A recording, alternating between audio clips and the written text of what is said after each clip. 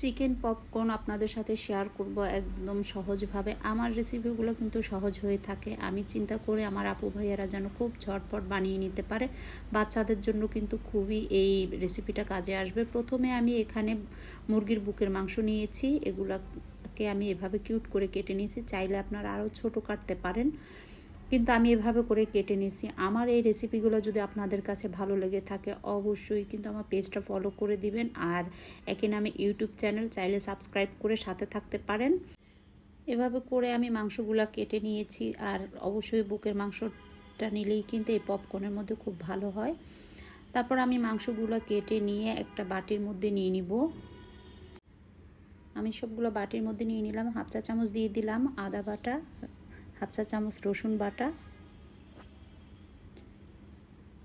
দিয়ে দিলাম স্বাদ মতন লবণ, কালো গোলমরিচের গুঁড়া দিয়ে দিলাম হাফ চা চামচ, টক দই দিয়ে দিলাম 1.5 টেবিল চামচের মতন, লাল মরিচের গুঁড়া দিয়ে দিলাম 1 টেবিল চামচ, আর লেবুর রস দিয়ে দিচ্ছি 1 স্লাইস। অবশ্যই লেবুর রসটা দিতে হবে, তাহলে কিন্তু ভিতরে জুসিটা হবে। তারপর ভালো করে হাত দিয়ে মাখিয়ে আমি একটা ডিম দিয়ে দিব এখানে। আসলে এই চিকেন পপকর্নটা আমি যেভাবে করেছি অবশ্যই এভাবে করবেন, তাহলে অনেক বেশি টেস্ট পাবেন।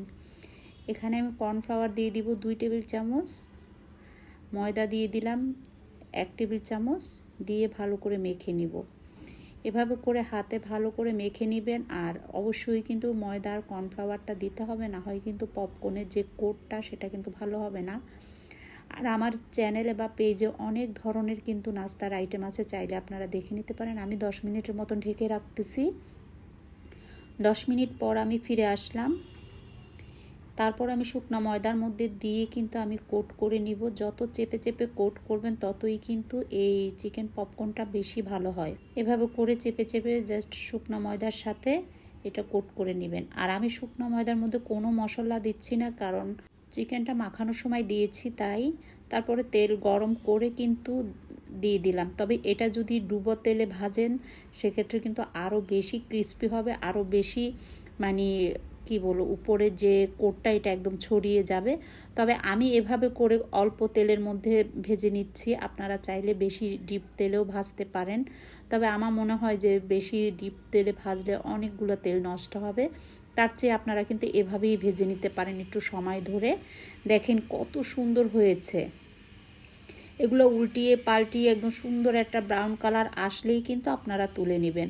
আজকে আমি এটা কিন্তু কোনো রকম সার্ভ করে দেখাবো না, আমি এভাবে ভেজেই আমি এই ফ্রাই প্যানেই আপনাদেরকে দেখিয়ে দিচ্ছি। এখন যে কোনো সসের সাথে খেতে পারেন, টিফিনেও দিতে পারেন।